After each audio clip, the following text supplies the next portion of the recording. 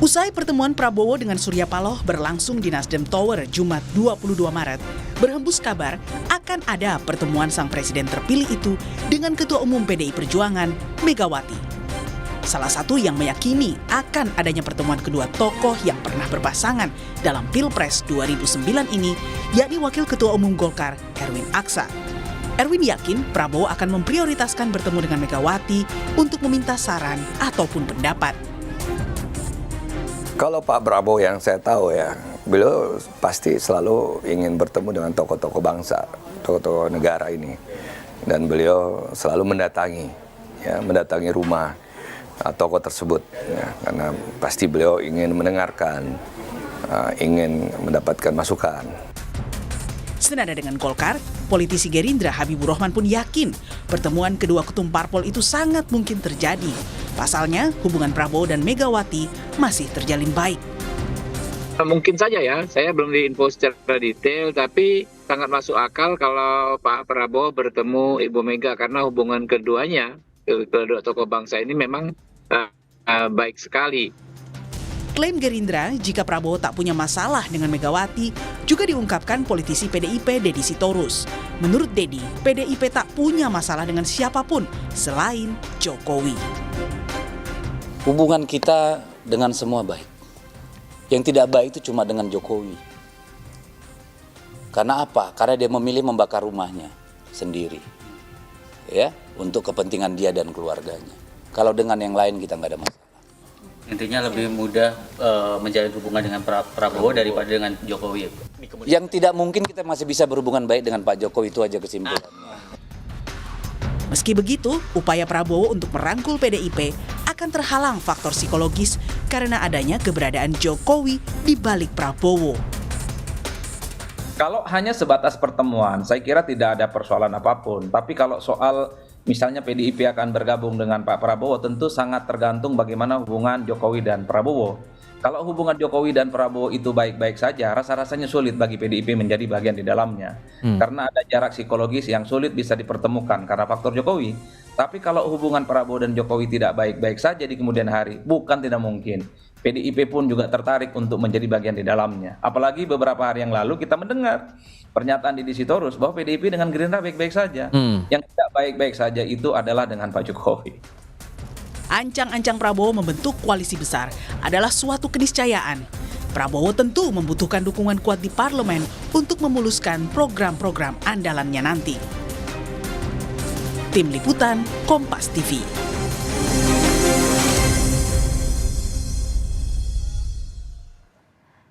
Akankah terwujud pertemuan Prabowo Subianto dengan Ketua Umum PDI Perjuangan Megawati Soekarno Putri meski ada sosok Jokowi di samping Prabowo, dan sejauh mana tebar jala Prabowo ke parpol di luar koalisi, di luar oposisi yang nyangkut mungkin ya ini ke dalam koalisi Indonesia Maju. Kita bahas sore ini bersama politisi PDI Perjuangan Sukur Nababan, ada politisi Gerindra Kamrul Samad yang akan segera bergabung, dan juga pengamat politik Universitas Paramadina Ahmad Khairul Umam. Selamat sore Bapak-bapak semua. Saya mau ke Bang Sukur dulu. Bang Sukur, jadi kalau kita hitung persentase nih, kira-kira berapa persen sih pertemuan antara Pak Prabowo dan Bu Mega akan terjadi di samping sebelahnya Pak Prabowo ini masih ada Pak Jokowi? Bang Sukur. Masih di mute, Bang? Kompas, suara studio nggak kedengaran. Oke, kalau gitu sambil diperbaiki jaringan komunikasinya, saya mau ke Mas Umam dulu. Sekarang masih sudah dengar, Bang Sukur?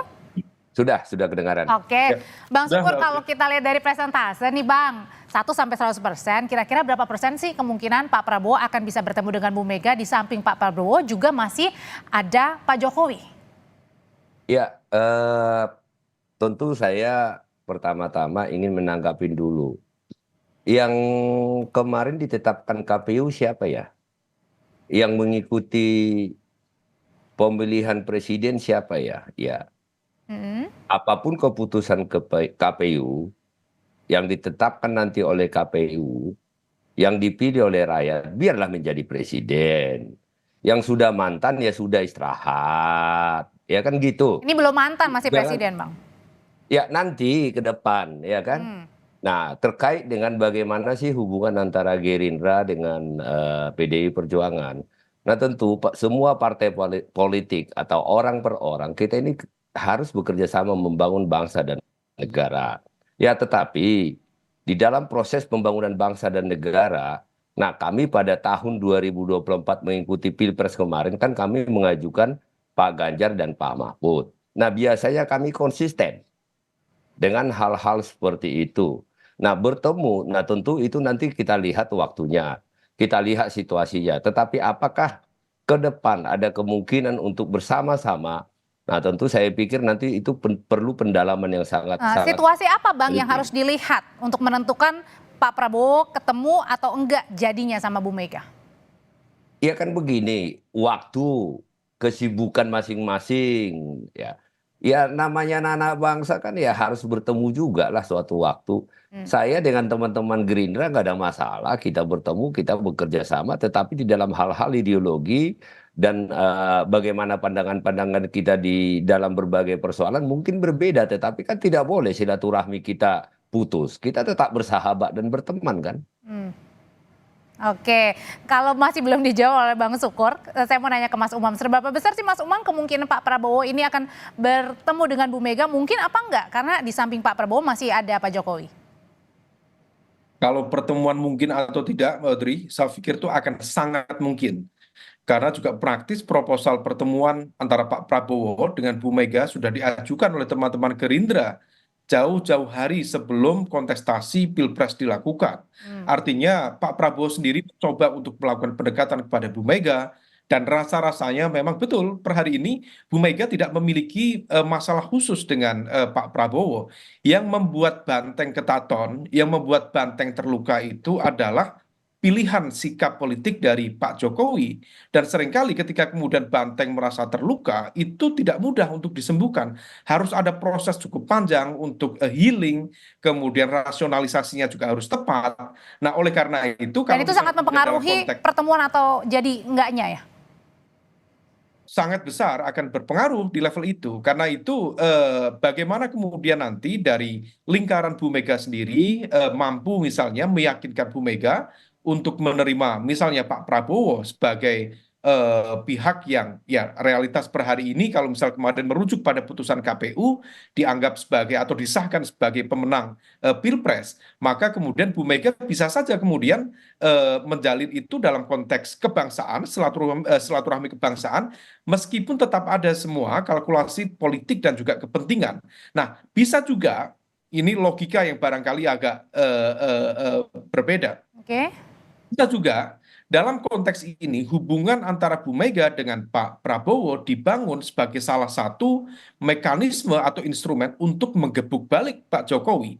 Nah, ini yang kemudian tampaknya masing-masing pihak juga mencoba untuk berhitung. Di satu sisi tentu Pak Jokowi juga agak ketar-ketir juga kalau misal kemudian kongsi kekuatan politik antara Pak Prabowo dengan PDIP dalam konteks ini Bu Mega terjalin begitu kuat, karena bagaimanapun juga yang berpotensi menjadi korban dari manuver kekuatan itu salah satunya adalah Pak Jokowi dan keluarga. Tetapi kalau misal kemudian niatnya dengan baik, spiritnya adalah rekonsiliasi, mencoba untuk menata hati, meletakkan ego secara proporsional, tentu barangkali konteks isu persatuan bisa diajukan. Tetapi kalau misal kemudian ada luka yang belum selesai, bisa saja kemudian memunculkan korban di dalam konteks ini adalah benturan politik di masa mendatang. Jadi salah satu pertimbangannya betul Bang Sukur, kalau karena masih ada faktor mesranya Pak Prabowo dan Pak Jokowi, makanya PDI Perjuangan masih timbang-timbang nih mau ketemu atau enggak. Ya nggak seperti itu juga sih, tetapi ya kan kita melihat banyak hal ya. Salah satu faktor pentingnya itu adalah ya ke depan siapapun nanti ini apakah kita sudah menganggap ini sudah final pengumuman KPU kemarin ya, kan masih ada proses-proses lain nanti diamkan dan macam-macam. Katakanlah kalau sudah final, nah kita akan melihat pertama tentu saja apakah betul-betul Pak Prabowo jika sudah final ya ditetapkan sebagai presiden 2024-2029 betul-betul mandiri, tidak dipengaruhi oleh hal-hal lain. Karena Ibu Mega, kami PDI Perjuangan sangat strict dengan aturan-aturan tersebut, dan terus kemudian ya jangan lagi terjadi seperti hal-hal ke depan. Makanya sampai Bang Deddy bersuara, Bang Sukur, kami dengan semua partai politik baik kecuali dengan Pak Jokowi yang membakar rumahnya sendiri. Saya tidak mau mengatakan seperti itu ya, tetapi kan kalau kita lihat faktanya ya, di dalam hidup ini apa sih? Dalam hubungan kemanusiaan, etika, komitmen, loyalitas kan itu. Termasuk juga terhadap bangsa. Loyalitas itu misalnya saya berteman dengan seseorang ya. Nah pada saat saya merasa saya lebih besar, dia membantu saya sudah lebih besar, saya tidak memiliki loyalitas dan tidak memiliki komitmen dan kesetiaan, maka percayalah orang tersebut tidak akan pernah memiliki kesetiaan kepada siapapun kecuali kepada dirinya. Nah, jadi kan hal-hal seperti ini kan tentu menjadi sebuah pandangan bagi PDI Perjuangan khususnya terutama di grassroots ya. Jadi ya mungkin kami yang di elit PDI Perjuangan kan ya bisa mungkin lebih cepat kalau tadi saya pinjam healing prosesnya itu lebih cepat, tetapi di bawah itu kan sangat kecewa sekali. Tetapi saya tidak mau mengatakan ya Jokowi adalah musuh besar kami ya, buktinya apapun yang dilakukan ya kami tetap survive, kami tetap pemenang pemilu. Buktinya yang didukung salah satu partai tidak masuk. Tapi sebenarnya Bang Sukur kita masih bertanya-tanya sih, kalau sampai sekarang statusnya Pak Jokowi ini masih KTA PDI Perjuangan nggak sih? Jadi begini loh, ya ditanya sama beliau lah, bukan ditanya kepada saya. Ini kan kami masih memiliki, kami ini partai besar. Kami juga harus menunjukkan sebagai sebuah partai besar dan memiliki etika. Ya tidak mungkin presiden kami pecat lah. Ya kalau sadar diri ya mundur, kan begitu. Itu kita bicara etika dan komitmen. Ya apapun itu ya gak mungkin PDI Perjuangan memecat status masih presiden toh. Nah kami pegang itu, kami menghargai lembaga itu. Oke. Nah sebelum saya tanya ke Mas Umam dan ke Bang Sukur lagi, sudah ada politisi dari Partai Gerindra, Bang Kamru Samad. Selamat sore Bang. Selamat sore Mbak, sorry baru bergabung. Gak apa-apa, kami tunggu. Sore, Bang Mas Hairul, Bang Sukur, Nababa. Ya. Kalau ini kan kita tadi lagi ngomong ini hubungan Pak Prabowo dengan Bu Mega. Nah sebelum saya tanya ke situ, sebenarnya kalau kemarin pertemuan antara Pak Prabowo dengan Pak Surya Paloh itu atas sepengetahuan atau seizinnya Pak Jokowi nggak sih? Ini nanya ke siapa nih? Ke Bang Kamru Samad dong. Ke Mas Samad. Oh iya. Ya komunikasi politik ini kan cair-cair saja Mbak. Sebetulnya hubungan Pak Surya, Pak Prabowo itu adalah hubungan lama. Pak Surya itu pendiri FKPPI, Pak Prabowo sendiri adalah keluarga besar TNI. Sebuah organisasi yang memiliki hubungan sangat dekat antara keduanya. Lalu kemudian kedua tokoh ini juga pernah bersama-sama di salah satu partai, di Partai Golkar. Pak Surya mendirikan Partai Nasdem, Pak Prabowo mendirikan Partai Golkar. Jadi sejarah hubungan mereka itu sudah panjang dari zaman ke zaman. Jadi tentu jika ada sesuatu yang dianggap penting untuk menyatukan, menyamakan persepsi, membangun kembali silaturahmi, kenapa tidak mereka bertemu? Tapi itu atas pengetahuan Pak Jokowi? Kalau itu sudah pasti ada komunikasi dengan Pak Gibran tentunya. Karena beliau adalah wakil presiden terpilih, pasti ada komunikasi. Apalagi Pak Prabowo juga adalah pembantu Presiden Jokowi, pasti juga ada komunikasi tentang hal tersebut. Atas seizin Pak Jokowi atau atas arahan dari Pak Jokowi? Nanti usai jeda tetaplah bersama kami hanya di Kompas Petang. Jadi menyambung pertanyaan saya sebelumnya, Bang Kamru Samad, kemarin pertemuan antara Pak Surya dengan Pak Prabowo itu atas seizin Pak Jokowi atau atas perintah Pak Jokowi? Nah, itu yang bisa menjawab itu tentu Pak Jokowi sendiri yang tepat untuk menjawab. Kan ini mewakili Pak Prabowo Gerindra. Nah, kalau kita lihat bahwa memang ini adalah sesuatu yang perlu dilakukan, apresiasi Pak Prabowo terhadap pernyataan Pak Surya setelah KPU mengumumkan hasil pemilu dan menyatakan ucapan selamat, beliau proaktif tentunya untuk datang bersilaturahmi, apalagi tadi sejarah persahabatan beliau sudah cukup panjang. Nah, sejauh mana peran Pak Jokowi, tentu beliau memiliki peranan yang sangat penting, yang sangat signifikan dalam membangun kekerabatan dalam relasi politik antar keduanya. Mengingat Partai Nasdem adalah partai yang masih berada di dalam pemerintah saat ini dan tentu terus berkomunikasi juga dengan Presiden Pak Surya dan juga Pak Prabowo sebagai tim atau bagian daripada pemerintahan yang ada. Jadi sesuatu yang dilaksanakan atas dasar kepentingan bangsa dan negara. Begitu, Mbak. Oke, kalau gitu pertanyaan selanjutnya, Mas Umam, seberapa besar sih sampai kapan sih peran Pak Jokowi ini terhadap Pak Prabowo? Apakah jangan-jangan menunggu sebagai Ketua Umum Partai Golkar ini juga menjadi bagian untuk mempertahankan Pak Jokowi agar bisa mengendalikan Pak Prabowo meski sudah tidak menjadi presiden? Wah, pertanyaannya memang ngeri-ngeri sedap. Begini, Mbak, secara teori dan juga berbasis pada realitas pengalaman sebelumnya, presiden yang sudah memulai untuk masuk di fase akhir pemerintahannya itu memiliki karakter yang politically decayed. Dia akan semakin melemah secara politik. Terlebih ketika kemudian dia tidak memiliki backup kekuatan politik yang memadai.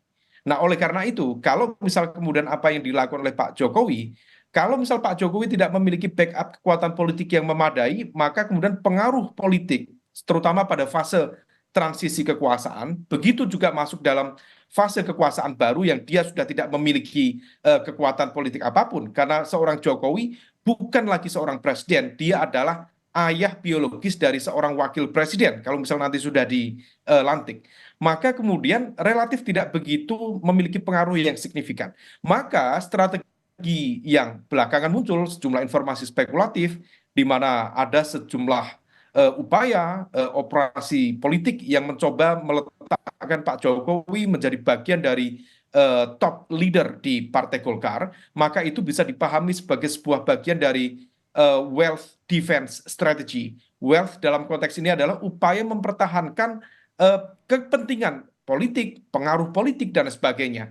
Maka kalau misal kemudian hal itu bisa dilakukan, maka bisa jadi Pak Jokowi akan tetap relevan, akan tetap memiliki kekuatan politik untuk mempengaruhi bagaimana proses dinamika dan juga menentukan arah dari politik pemerintahan yang baru. Sehingga dia tetap memiliki saham politik di pemerintahan yang baru. Tetapi kalau misal tidak bisa, maka bisa saja kemudian Pak Jokowi akan terpental dari ring tertinggi dalam kontestasi kekuasaan ke depan. Nah, oleh karena itu ini yang kemudian harusnya diperhitungkan dengan matang oleh Pak Jokowi, dan saya yakin Pak Jokowi juga keputusan-keputusannya, pilihan-pilihan politiknya untuk stay away dari PDIP misalnya, tentu beliau sudah siap dengan segala konsekuensi. Adapun konsekuensi politik yang kemudian nanti berpotensi menghantam balik beliau, harusnya semua itu sudah diperhitungkan dengan matang. Oke, nah Bang Abdul Samad, sebelum saya ke Bang Sukur nih, ini kan kemarin kata Pak Bahlil bilang ada parpol yang ciri-cirinya sejuk nih yang akan segera bergabung ke Prabowo Gibran, Koalisi Indonesia Maju. Ciri-cirinya parpolnya ini warna apa? Biru, hijau, atau merah? Kalau merah partainya Bang Sukur ini kan identiknya bukan sejuk ya, tapi panas. Gerindra juga, Mbak, memiliki sejarah perjuangan dengan PDI Perjuangan. Kita terus terang Pak Prabowo. Jadi masih ngarep ya, biar PDI Perjuangan gabung ya? Sangat menghormati Ibu Mega dan spirit perjuangan ideologi Bung Karno juga menjadi banyak sekali referensi dalam pidato-pidato Pak Prabowo. Dan 2009 sejarah telah mencatat bagaimana kerjasama itu telah terjalin dengan baik. Tentu Pak Prabowo juga memiliki harapan yang sama untuk terus berkontribusi bersama-sama dengan PDI Perjuangan untuk membangun bangsa kita. Kalau untuk P3 sendiri, memang mereka dalam rapat harian yang kita lihat videonya telah memberikan ucapan selamat. Ini adalah tentu kita juga menyampaikan terima kasih kepada keluarga besar P3 yang telah menyampaikan ucapan selamat sebagai bentuk komunikasi awal tentunya untuk bersama-sama ke depan. Jadi semuanya terbuka, apalagi dengan PKS. PKS juga Partai Gerindra 2 pemilu 2014, 2019 pernah bekerja sama sangat erat dalam menghadapi kontestasi sebelumnya. Jadi Pak Prabowo adalah spiritnya ingin selalu membuka diri bersama-sama dengan satu dengan yang lain. Begitu, Mbak. Oke, kalau gitu tadi kan dijawab oleh Bang Kamru Samad, yang pertama adalah pengennya si PDI Perjuangan ya bisa gabung. Kalau gitu sebenarnya syarat apa sih yang bisa diajukan oleh PDI Perjuangan, syarat mutlak gitu ya supaya PDI Perjuangan mau kemudian bergabung, Pak Prabowo juga mau bertemu dengan Bu Mega dan Bu Mega juga mau ketemu dengan Pak Prabowo, Bang Sukur? Ya, tadi sebelum Bro Kamru Samad hadir, saya sudah sampaikan, kita dengan Gerindra juga nggak ada masalah, hubungan kita semua baik, secara personal kita tidak ada masalah. Nah, tentu hal-hal yang baik untuk bangsa ini kan kita akan kerjasama, kita akan sepakat untuk mendorong dan menyelesaikan persoalan-persoalan bangsa. Tetapi waktu pemilihan di 2024 kemarin, nah kan kami berbeda, kami mengajukan calon yang lain ya, yaitu Mas Ganjar dengan Pak Mahfud. Nah, tentu apapun nanti hasilnya, karena menurut kita kan ini belum final, mudah-mudahan nanti tidak ada masalah-masalah lain sehingga bisa berjalan dengan baik. Saya sih melihat begini saja, sudah, biar jangan lagi ada luka-luka yang banyak, biar jangan lagi ada hal-hal yang kita pertanyakan terkait dengan aturan dan peraturan. Udah, yang sudah selesai istirahat, pulang kampung. Bisnis sekarang lagi jalan bagus, kata Pak Koril Uman. Nah udah, jadi biarkan siapapun yang ditetapkan dipilih oleh rakyat, biarkan mandiri. Jadi jangan lagi bermanuver-manuver, karena nanti ya itu akan melukai banyak orang. Ya kan seperti tadi, ya Mas Bahlil mengatakan ini ada partai. Maksud jangan ada lagi cawe-cawe gitu ya, Bang? Iya, maksud saya Mas Bahlil yang dipilih, ya ini teman-teman Gerindra aja tidak ada yang berbicara, masa orang lain sih yang berbicara terkait dengan hal-hal seperti itu gitu loh. Jadi maksudnya pesannya Bang Sukur yang ditangkapnya apa, Mas Umam, singkat aja? Saya? Mas Umam, Bang. PDIP. Memang PDIP merupakan kekuatan besar yang sangat diharapkan oleh pemerintahan baru untuk masuk dan membackup pemerintahan. Karena kalau misal PDIP masuk, maka praktis stabilitas politik dan pemerintahan bisa terjaga. PDIP itu termasuk kekuatan yang relatif cukup loyal. Tapi nampaknya tadi luka lamanya dalam banget tuh. Nah itu yang kemudian harus kita cek, apakah kemudian akan ada proses healing yang lebih cepat, atau semacam sebuah proses atau upaya mengkompartemen antara ini adalah bagian dari proses upaya negosiasi, kompromi, sekaligus diplomasi politik dengan kekuatan inti dari pemerintahan baru nanti, yaitu Pak Prabowo, dengan menegasikan kalau misal masih ada luka, ada Mas Gibran yang berada di layar keduanya.